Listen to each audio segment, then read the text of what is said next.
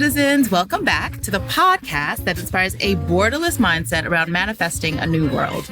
I am your host, Florence Adu, coming to you from poolside in the airport residential area of Accra. I've never actually been here, but I've heard good things about this place called the Meridian. And as you'll hear, we are, like I said, poolside. So there's families, et cetera. But it's a lovely morning. And I'm so happy to finally sit down with my guest today. Let's get right to her bio. She is an international education professional with over 20 years of progressively responsible and diverse experience within the field of higher education. She is currently the campus director at Webster University here in Accra, Ghana. Her expertise includes strategic planning, program development, counseling with the focus on multiculturalism and diversity, academic oversight, advising, and planning. And she has a strong background in creating and managing study abroad programs in Africa and Europe. Her publications and research stress understanding of cultural factors on a worldwide scale. And with extensive travel and study experience spanning over 65 countries. She's also a polyglot. Her languages include Spanish, German, Portuguese, and beginning Cree.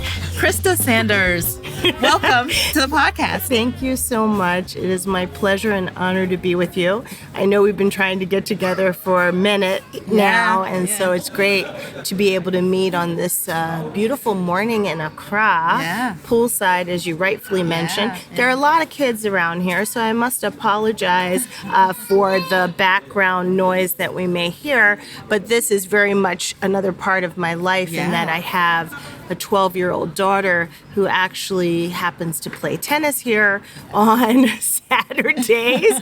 So I'm a classic multitasker. Right. So we have to make sure that, we could also fit her in a little bit later. So wonderful. That's why we're here. Yes, wonderful. Thank you for that. And, also something really interesting going on here in Accra this weekend is the Gamanye, Queen Mother funeral, Queen Mother's funeral. So it's basically a public holiday.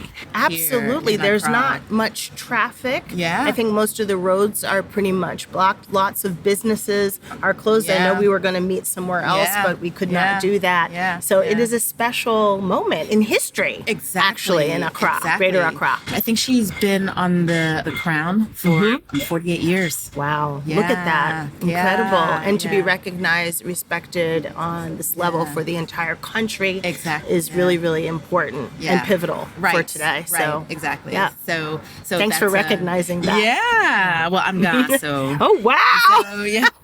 You learn something every time. I did not. A proud Ga woman. Yes. From Greater Accra. Yeah. My family's fantastic. We're part of the Gamanche, right? So not part, but it's apparently I'm part of some of the royal family at Atsarai. Okay. And so amazing. Yeah. So Jamestown is where my parents grew up, and maybe we should rather be interviewing you. Another time. There's time for that. Plenty of time for that. But let's get started. Okay, sure. Where are you from? So I am... Where are you local? Okay. And what is your craft? Okay, so the way I am as I'm getting older these days, you got to take it one by one by one. Okay. So. Okay. I appreciate that. So where are you from? Thank you. I guess that I'm a classic educator. I'm going to take it one by one. Yeah. So I'm originally from Philadelphia, Pennsylvania. Mm-hmm. I like to claim Philadelphia, but I technically grew up in the suburb outside of Philadelphia. It's called Bryn Mawr. And Bryn Mawr, for those of you in the audience who may not be as familiar with it, it's very much a university town. So you've got Bryn Mawr College, you've got Haverford College, you've got Villanova, and a number of other schools, Rosemont. So I grew up very much in a university town, both of my parents being professors. So it's no wonder, I guess, I entered the field of higher education. It was kind of deep to do that. My grandmother was also a public school teacher in the Philadelphia school system for, 35, 40 years, for a very, very, very long time. So I'm originally from Bryn Mawr, but I like to claim Philadelphia. Okay. We'll take it. Okay. And where are you local? So right now, and I say right now, but for the last, unbelievably for me, 19 years, I've been living in Accra. So Ghana is definitely my home, and I love it very, very much. I never envisioned staying here, though, for more than, let's say, 3 to 5 years. When I came, I had a job offer, and that was the contractual period. But Ghana as a country and Accra is a place that kind of grows on you, becomes very comfortable, and I really have my network, my people. This is my home.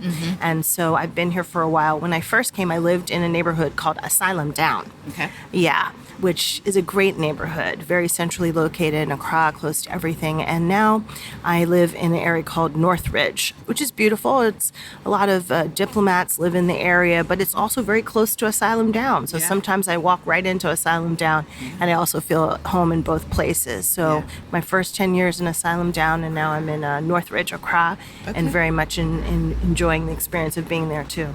Accra's so diverse, so many different parts of this amazing city. I've only lived in 2 parts, but when I first came, I even lived in Abeka La Paz. Oh, okay. Yes, Okay. down the Racecourse Road. This is very, Really? it's developed now, but at the Yeah. time it was a very bumpy road I had to take.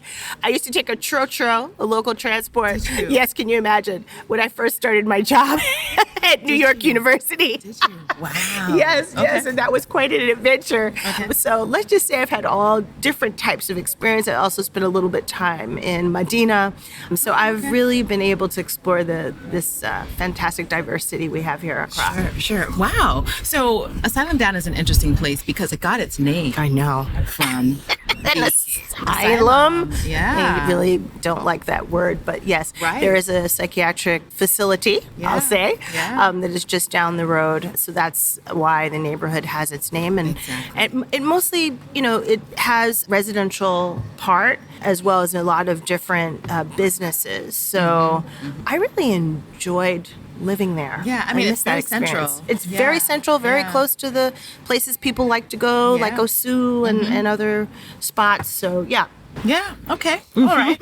Okay. And what is your craft? My craft. So, I work in the field of higher education, specifically international education.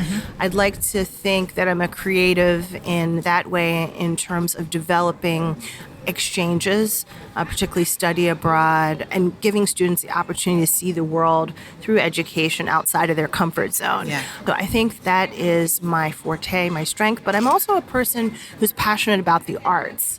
And because I spent my first decade with NYU, which is famed, as an art school in so many ways, whether you're talking about Tisch School of Performing Arts or otherwise, I believe that I really grew a deep passion for the arts. In fact, when I first went to school as an undergraduate, I'm a proud HBCU graduate. Let me plug Spelman College for a minute. I initially went as an art major. Really? So I've always loved the arts. On the side, I had a jewelry business Okay. while I've been here called the Unknown Collection, celebrating unknown African artists and the incredible art we see all over the continent through jewelry, through my love of going through markets and so on and so forth. So I think that you talk about what is your craft. I think that I have many areas, but I like to infuse the arts into everything that I do. Sure. Even at the university where I currently work, I'd like to think that we have a little bit of an art gallery feel going on in the institution, because I've always believed that students should be inspired when they come to the academy, not only in their subject area, but also just the space in which they are studying. Yeah. The light, the way the light enters a space, and the beauty of the paint that you use. Right. Because, at one point in my life, I had been introduced more to architecture, let's just say that. And I knew a lot of architects, and I still do today, and they made me really appreciate the sensitivity around light and the beauty of a building and how it can lift your spirit. And definitely when you're studying, you need to be focused. So we worked a lot to make a beautiful institution that also is filled with fantastic art. And also the art we see around us all over the continent and in Ghana specifically has been inspirational. So you asked me my craft, but I guess it could be many different things. However, specifically, I've been interested in developing exchanges and giving folks the opportunity to see the world through an educational experience. The African diaspora has also been something I've been very passionate about, being a member of the African diaspora. And through education, there are great opportunities to bring the diaspora to places like Ghana for them to have impactful, life-changing experience. Right. And so I feel like you have kind of lived that life, and that kind of is what brought you here. So tell us a little bit more about. So you mentioned you started as a potential art major. Yes, but you veered off that course a little bit. Yes. So then how and you know, obviously with an academic family, then you know you have that. But how did you make your way into the space where you currently are? Yeah, I mean, I think I've had a very non-traditional career path. People have always said that. Yes, I entered Spelman College as an art major, you know, and I had that typical situation that sometimes happens to folks where it's like, you gonna make any money in that field? Well, now I see I certainly could have, you know, but at the time I also was kind of encouraged by family and others to explore other avenues and interest. I've always been a people person, and so I went more into the field of psychology and also languages. I was a double major in psychology and Spanish. While at Spelman, I had a life-changing event. Unfortunately, my mother passed away.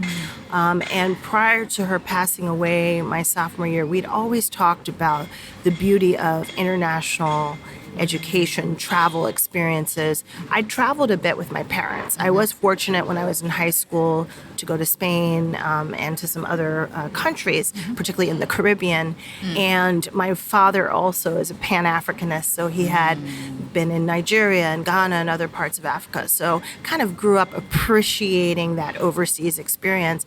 And so, you know, I told my mother before she passed that I really would like to study abroad. And so I did. I was able to receive a scholarship and study abroad with Syracuse University in Madrid, Spain, and also sort of fulfill my mother's dream for me, which was to have that experience just shortly after she passed. So while studying in Spain, it became my refuge. I mean, obviously, it was traumatic at that age, losing one's parent. But then I found refuge in the experience of living outside of the United States, interacting with people from all different cultures and societies.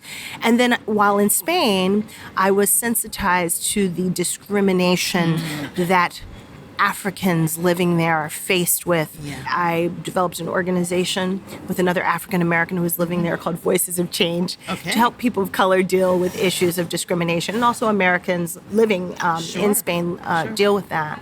And so you didn't say you're an entrepreneur, but say you're an entrepreneur too. Yeah, kind of. Well, you know, I developed this organization, and we worked diligently to provide resources to people of color and Americans living in Spain who were facing racism and discrimination. And so I think my experiences, particularly interacting with the Moroccan community, Spain, made me interested in Africa, right? And so I eventually traveled there, you know. That was a long time ago, so they had something called U-Rail passes back in the day. So I hope I'm not dating myself, because I don't like to do that. But I had one of those 1 month U-Rail passes and was able to explore Morocco. And that experience was also quite impactful. And I said, you know, one day I would love to live on the continent. I would love to go there, and I would like to also just be in a position where I'm able to uplift people and give opportunities. And education, as we all know, is a powerful force. Yeah. And so I decided that that would be my way of empowering people, and particularly people who have been underrepresented, marginalized. You know, in the field of study abroad, honestly, when I look from the lens of the United States, it's been a very privileged, white kind of experience from inception. And you have very few people of color, and particularly Black folks having that opportunity to go outside of their comfort zone. Yeah. Sometimes there are financial barriers, sometimes there are other barriers that come up that do not allow that. Even something as simple as having a passport can be difficult for a lot of people to have, and the exposure, you know. And so I decided back then, at the ripe age of 21, that I am one day going to this opportunity that I have been given to ensure that others have this opportunity as well, because it changed my life. It saved me during a very difficult period. But then I also saw the impact of the studies on my life and the desire to learn and to know people of all parts of the world, because at the end of the day, we have a responsibility to be global citizens. Right. Yeah. And so so it's always been sort of my mission, and it's no wonder I've worked for institutions that are very much focused on global citizenship and global excellence. And I believe that our people as well deserve those opportunities. And so I think that's why I am where I am today. Sure. I've worked on both sides. So I've worked on the study abroad angle of having opportunities for American students and American institutions to have opportunities in Europe, Spain, for example, Germany and other countries. And then also I've had a mission, I would say, to connect students of African descent to the African continent. Okay. And so that became very important to me when I came here in 2004 to work towards ensuring those type of experiences. HBCU students, I worked on a lot of programs for HBCU students to also come to Ghana and to be able to connect, hence fulfilling that personal and professional mission for them to be able to see the power of an experience in Africa. Sure. So those are some of the things that I feel that I've been able to do that has gotten me here. The other side, or the other angle of it, is although I've traditionally worked a lot with U.S.-based institutions because that's been my experience in giving those opportunities, Ghana, this second decade that I've been here, has been the greatest opportunity in that I've been able to work with primarily students from the African continent and giving them now the opportunity to study in the U.S., Europe, Asia, and then with the mission of returning to the continent with those skills and competencies and building capacity for their own countries. And for me, that has been the greatest fulfilling experience. The institution where I've been the last 9 years, Webster University, has campuses all around the world where you can receive a U.S. accredited degree. So it's opened up a window of my career life and higher education experiences where now I'm working with students from 21 African nations, 31 nationalities overall, but 21 of the 31 nationalities I work with have been from diverse countries in Africa. Nice. So I have students from Rwanda, Burundi, Nigeria, Mali, Sierra Leone. It's just been incredible. South Africa. I mean, and the list goes on and on. And of course, all of our surrounding countries and, the sub-region as well. And that has been powerful because I've seen their eyes open to new experiences, at the same time representing their countries in Western countries. And breaking down those stereotypes and biases that exist against the African continent through that cross-cultural exchange experience. And that has been really phenomenal. And it sounds phenomenal. And so you've kind of touched on my why the where question, but and pretty much, but let's understand why Accra. So why the where? So how did you come to be living, working, and playing where you currently live? I think that goes back to my first experience in Ghana. Oh, okay. in 1999. So I really feel like I'm a Ghanaian because Yes, my history here is really, it's gone for quite some time now. So my father is a professor. I mentioned that before. Yes. He's a professor of religion at a HBCU in Richmond, Virginia. Oh, okay. Yes. But I mentioned earlier that my dad is passionate about the African continent, and he's this Pan-Africanist, and I grew up with this, living with this Pan-Africanist, who's also a Black Baptist preacher. So kind of a... Okay, that's interesting. Let's say dinner conversations were interesting all the time. Yeah. Anyway, so my father started taking groups of African Americans and other members of the diaspora to Ghana and Ethiopia. Okay. Since 1993. Okay. And in 1999, he invited me to be part of one of those experiences. Sure. Okay. So he teaches on the Ethiopian Coptic Church. Okay. Yes, on Orthodox Christianity. He's always believed that Ethiopia is the beginning of civilization, right? I'm going there next week. Oh my gosh, it's absolutely amazing. And so the foundation beginning those journeys in Ethiopia, looking at the Orthodox Christianity, looking at Islam, and then coming to Ghana to explore the same and traditional religion and the power and impact and influence of traditional religion. Okay. Exploring that with students who are studying either to be ministers, to be professors of theology schools, and so on and so forth.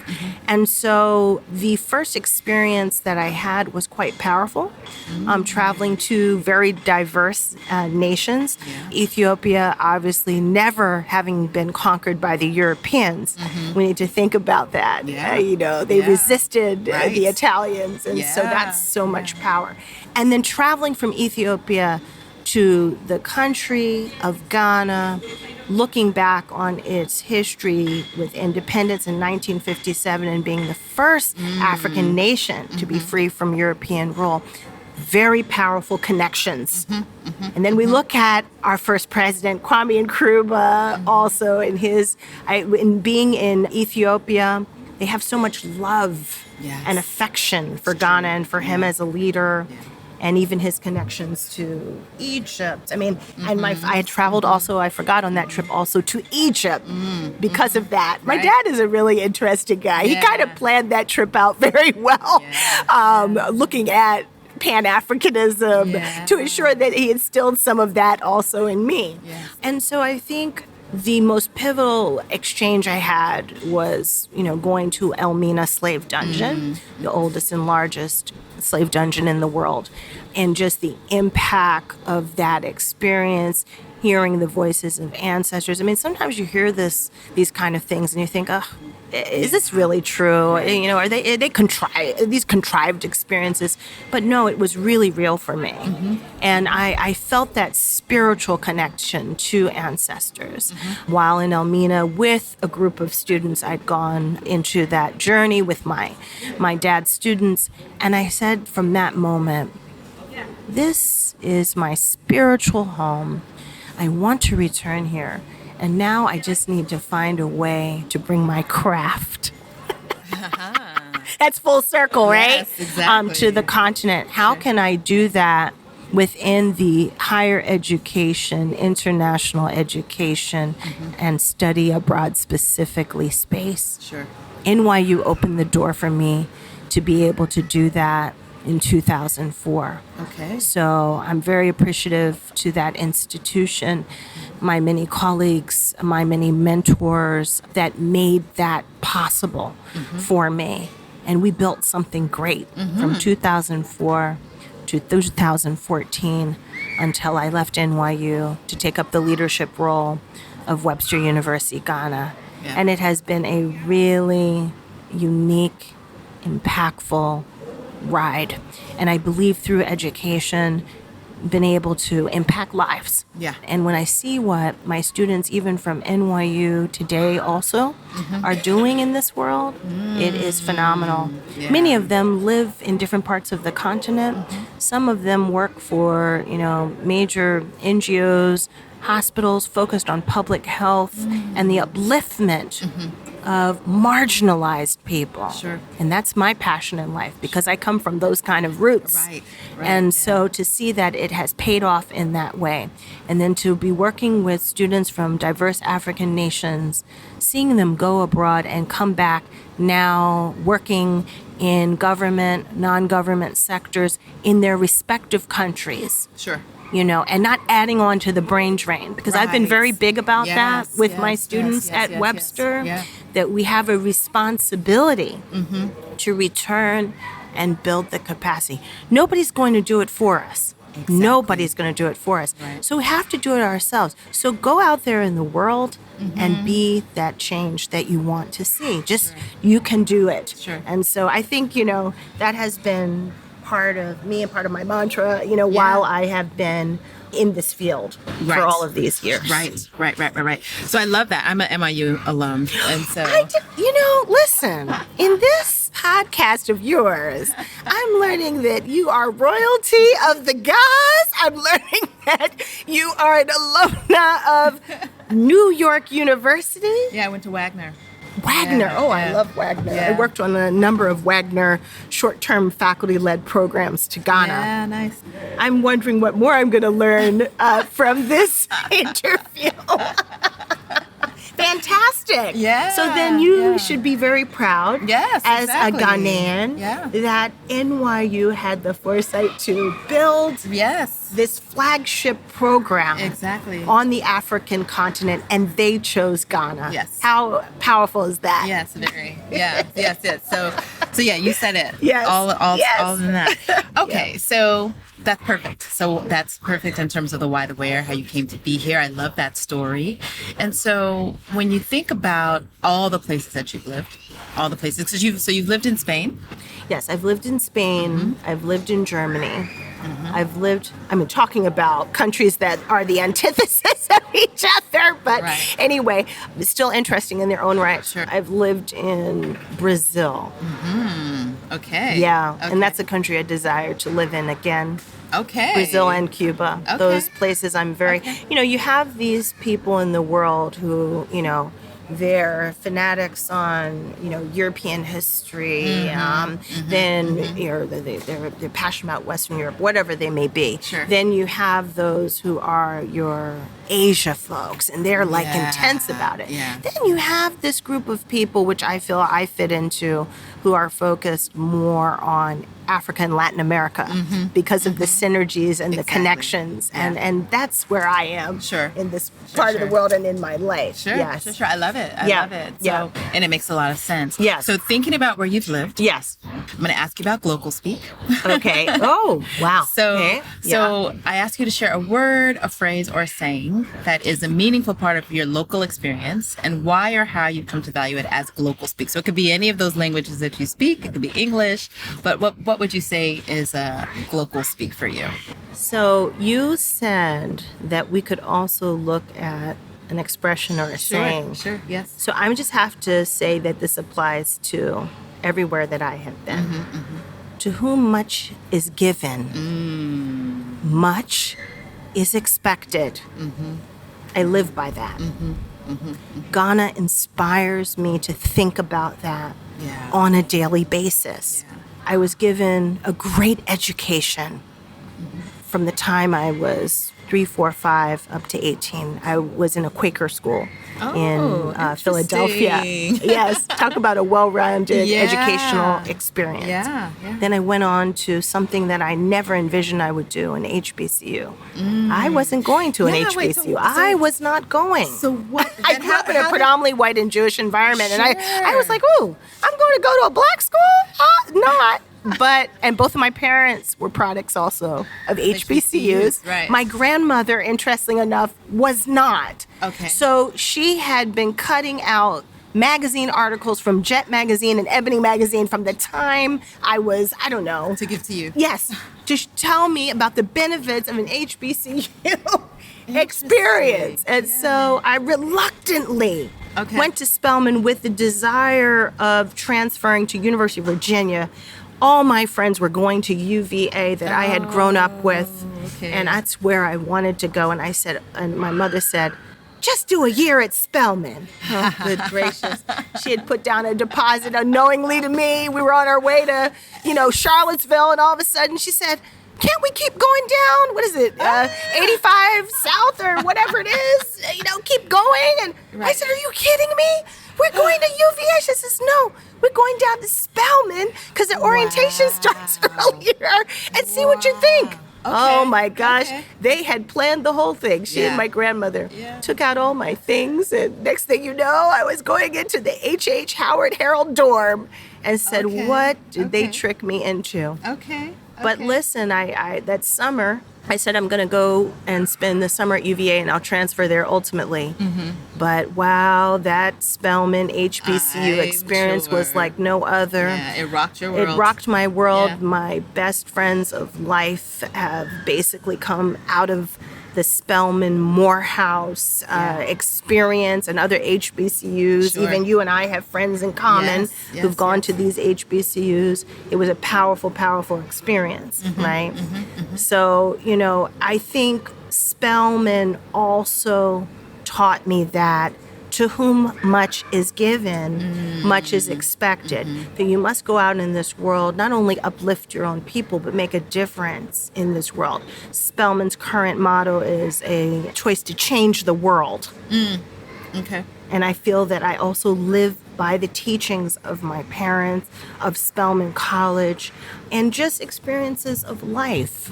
And so, when I keep repeating this, I remember that I also was raised by a pastor who emphasized to whom much is given, much is expected. And so let's just say it's a global language, although it's an English or global saying, that applies to my life. Sure, I could say Aquaba, chale, those kind of things. And I do say chale at least 20 times a day. But I think that the saying is what has motivated me on a daily basis, no matter where I am in the world. And in Ghana, it is even very clear. From the moment I wake up, go to work, the people I see on the streets, in villages, in communities, who are in their own right doing, the best that they can do in this world to give back to this world.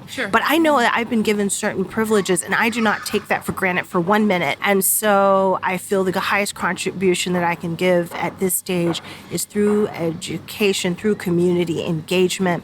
Also, the university has given me a unique platform to enlighten people about topics that matter, that affect Africa and her diaspora at large. And so having that public platform to effect change through discussion, through debate, through reasoning, through so many things. And your programs are awesome. Thank you so much. I know you've come to some of our global conversations, our public lectures and master classes.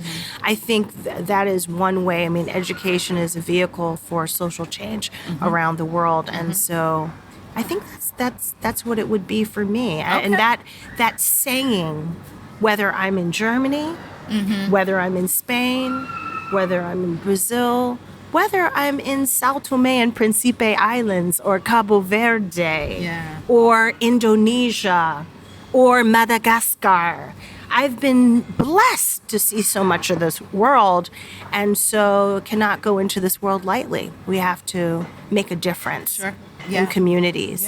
And I have to echo the same kind of sentiment because, I spent half of my life in New York, and every time I'm coming back to Ghana, this different kind of creative takes over me because it's a laboratory of problem solving. There's just so much that has to be addressed. So every moment I'm like, oh, we could do this, or we could do this, we could do this. And so I had to figure out that, first of all, there's patience Yes. involved in really forming the ideas. That's an entire podcast. We're dealing with my homeland, Ghana. Yes. Yeah, but you build that grit that, I mean, Yeah. you can do anything. Exactly. They used to say, if you can make it in New York, you can make it anywhere. I would say, if you can make it in Accra. Yes.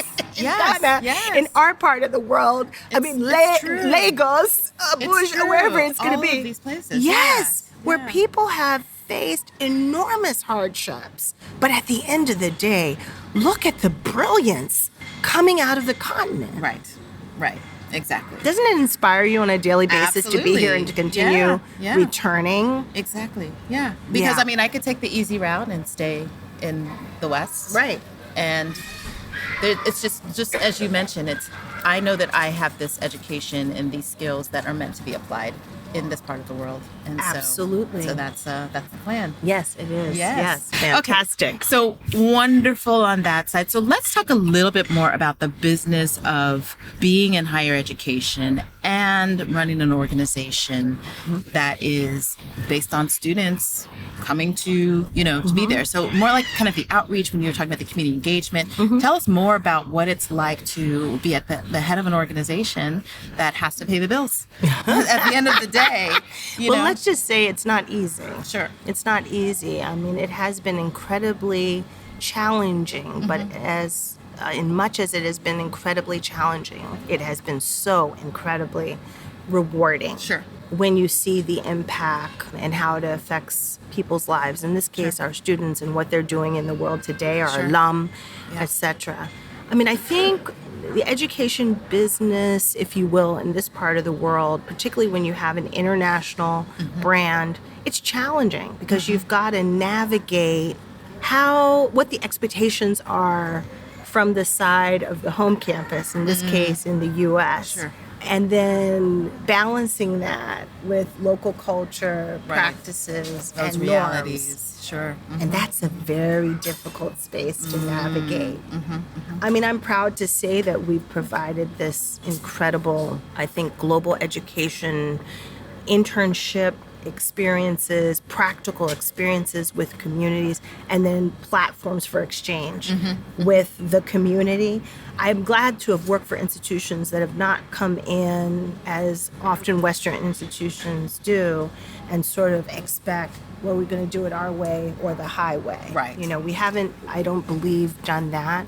We've tried to strike that balance, but it is a challenging balance. Yeah. I think providing the quality and then also making it affordable has been difficult, and especially looking at the current economic landscape in our part of the world and the world at large. Yes. It's been everywhere. really challenging. So you have periods where, students are not able to take, let's say graduate students, you're supposed to take 2 classes in a term, and they may only be able to take 1, or they have to step out, you'd call it, temporarily until they can fund the next courses. And that's definitely been challenging for everyone, especially me in the leadership position.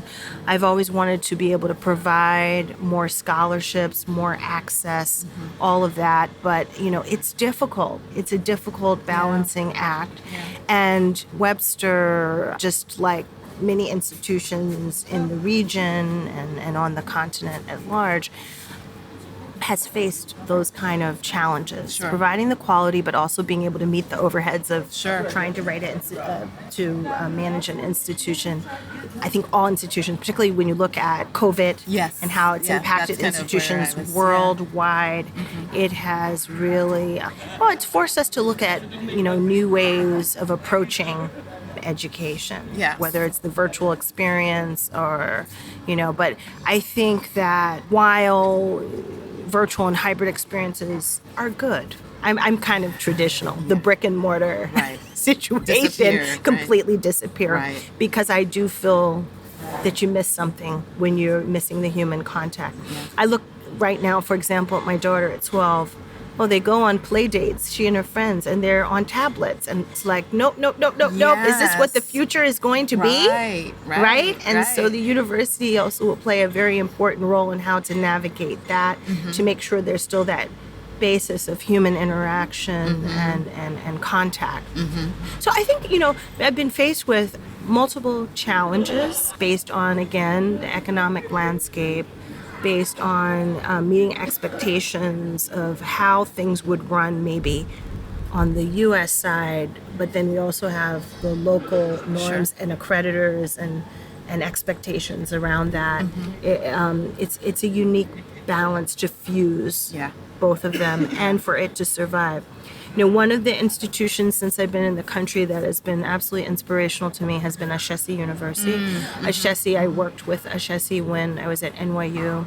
Our students used to take classes together. They had this opportunity to go to the University of Ghana and then also to go to Ashesi.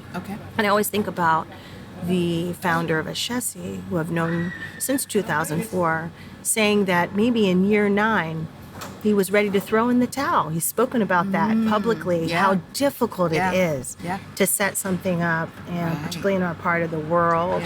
But then things eventually came together. And so, I think this has taught me the importance of persistence, grit, and that you are going to face obstacles, but you've got to keep going.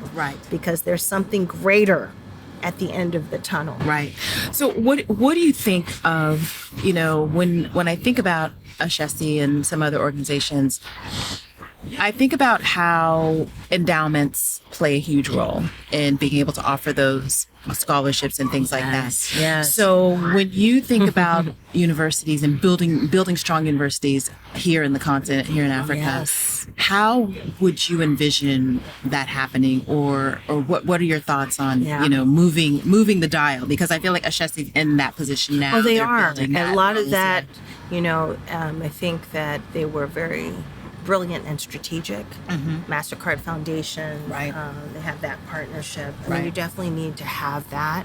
I've always said the institution that I'm currently working for is not necessarily, you've got the Yales and the Harvards that have these incredible endowments, and that's why they're able to do all that they can do. Webster has catered stateside to often first-generation college students. And so it's a very different model. And I've really appreciated working for this type of institution because that is really inspirational.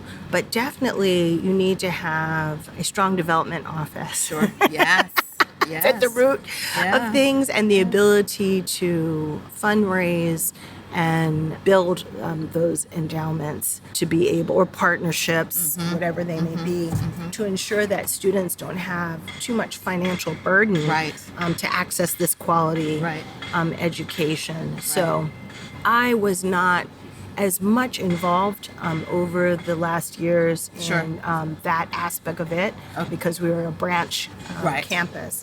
But I did delve into that world a bit, and I know that that's also not easy.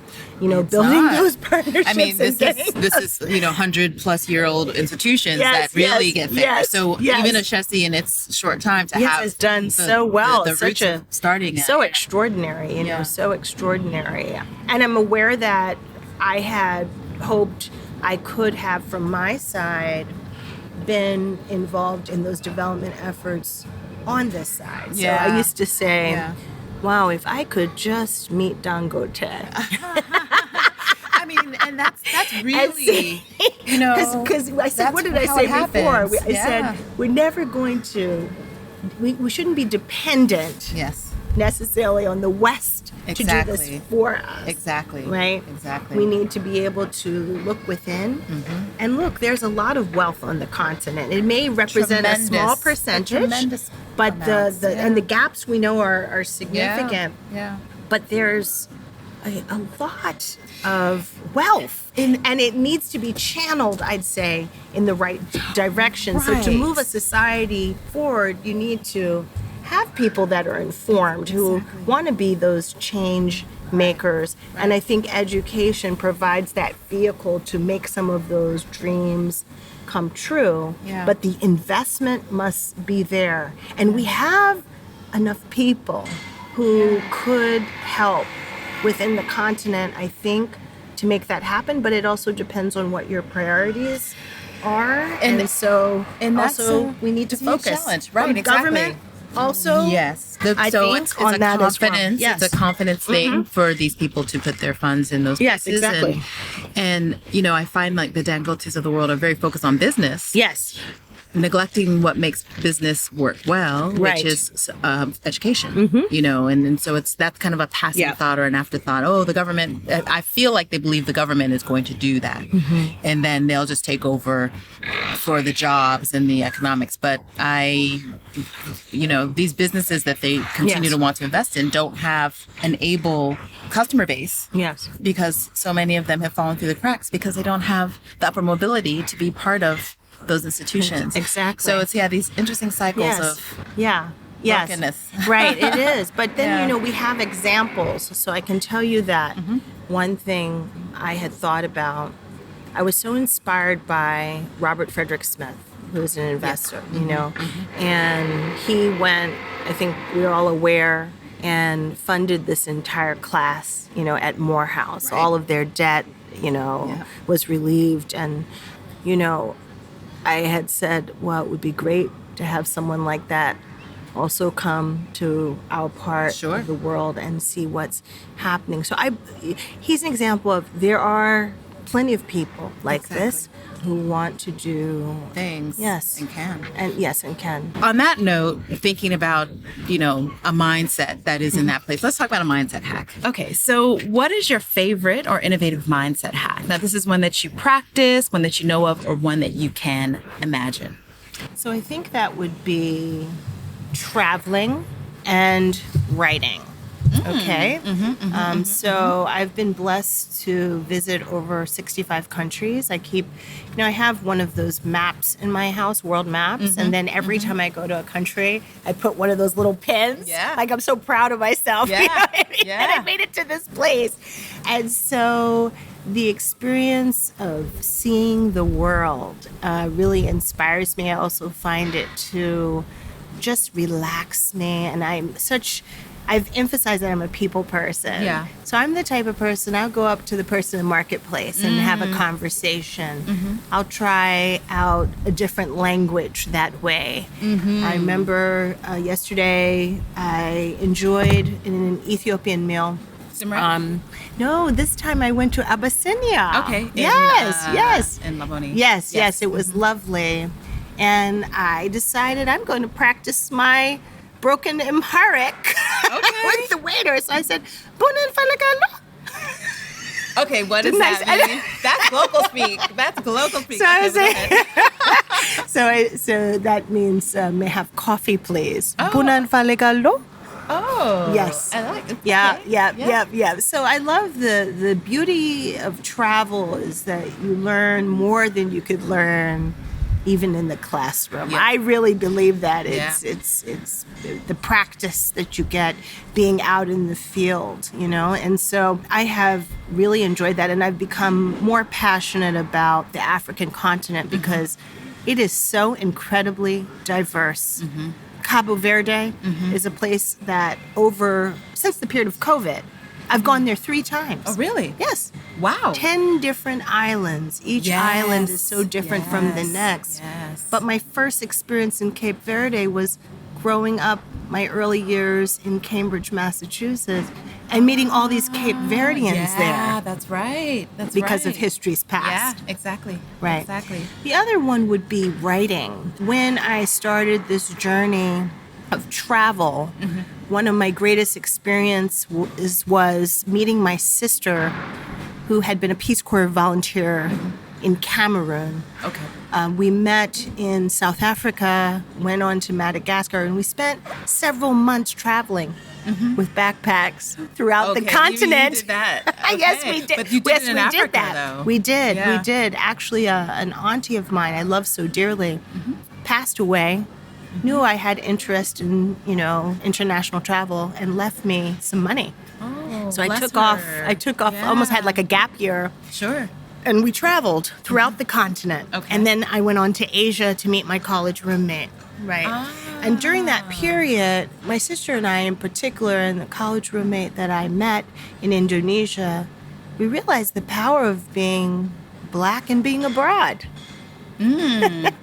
And being that's a women. powerful statement. Yeah. And It's a being powerful women. statement. Yeah. Yes. Yeah. Yes. And Wow. we decided, my sister and I specifically, Johnette, Iris, Stubbs, to start a movement in some senses, Okay. Black Women Abroad, Okay. which Okay. the genesis of that has been a book project we've been working on Nice. for many, many years. Nice. And we hope to complete, let's hope by 24 we'll have it done. But it's been a journey. Uh-huh. She's also lived in many parts of the world. Okay. And I have as well. And so we're going to write about that experience and what it means. And we've also started a scholarship program to empower young Black women to see the world through study abroad. Nice. I love that. I love that. I love that.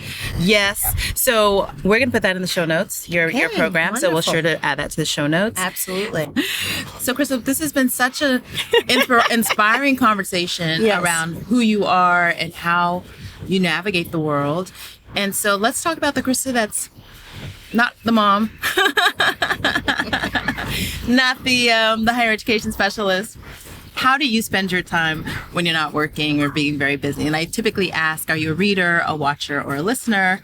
And what are some of your favorite reads, watches, or listens? Oh my goodness gracious.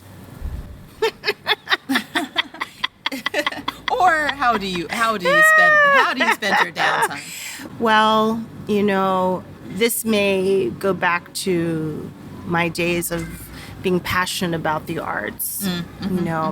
I consider myself a junior art collector. Wonderful. I like I to love to spend hear a that. lot of time in galleries. I find that very relaxing. Sure.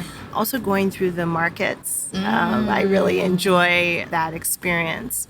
I also am a person who loves to be by the water.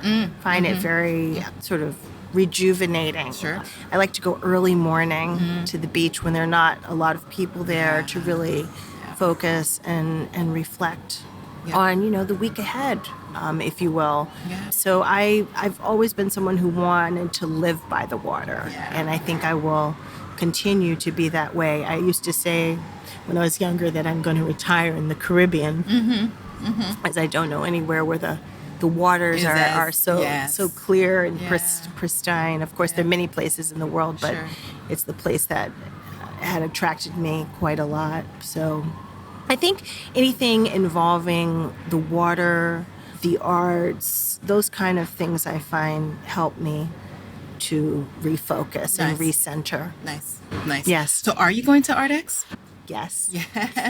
Absolutely. I wouldn't miss it for the world. I know. I think that it is so love fantastic. that event. Yes, absolutely. I plan to be there. Yeah. So, folks, that is ArtX Lagos, which is one of Africa's, I want to say, aside from the Dakar Biennale, it's probably the next largest art fair or art exhibition in Africa and in West Africa. And so that's happening next weekend. Yes, and it is so phenomenal. I'm gutted that I'm not going to make it because I'm headed to a birthday celebration in Cape Town, South Africa. Well, that's not too bad. It's not. But That's one of my favorite places too. Sure, but it speaks to quite a bit about the ability to travel easily. If I were in the States or something, I could easily go to Lagos and then hop on the plane to Cape Town from there, and it would have been nice. But it's a little bit more challenging, the logistics of let me go to Lagos and then let me now go to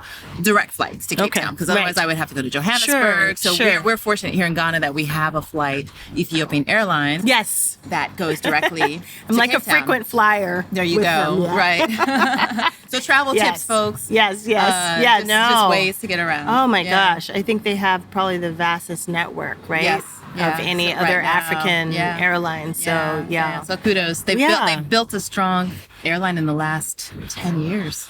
Yeah, I mean, they've been around for quite some time. Yeah. It's even inspirational that they have I think an all-female crew or something. Have you seen the publicity on that? That is just phenomenal. Yeah. Well, folks, this has been such a fun experience to start the weekend. And so we know now Christa does have to get to Mom Beats and check out the tennis lessons. That's the multitasker in me, right? Exactly. But But you keep going because we want all our little children to have that outside, to have that so sports. important, and so, isn't it? I'm so happy important to hear that. And I tell her every time, you never know. You might be the next Ghanaian Serena or Venus. Yep. So just keep Stick going. with it. Keep going. Yeah. And if nothing at all, you'll travel. You'll meet people. I mean, sports was my life, and it is often my life. So Yes. It's very important. Okay. Anyway. So folks, in the show notes, we'll check out where Christa is now, all of her contact information. If you're interested in Webster University, all of those things will be in the show notes. So as always, you can catch us each and every Tuesday with new episodes at globalcitizenspod.com or wherever you get your podcasts. Like, share, subscribe, leave us a review, please. Come on, folks, just leave a review. It helps others find great content on the internet. And until next time, bye for now.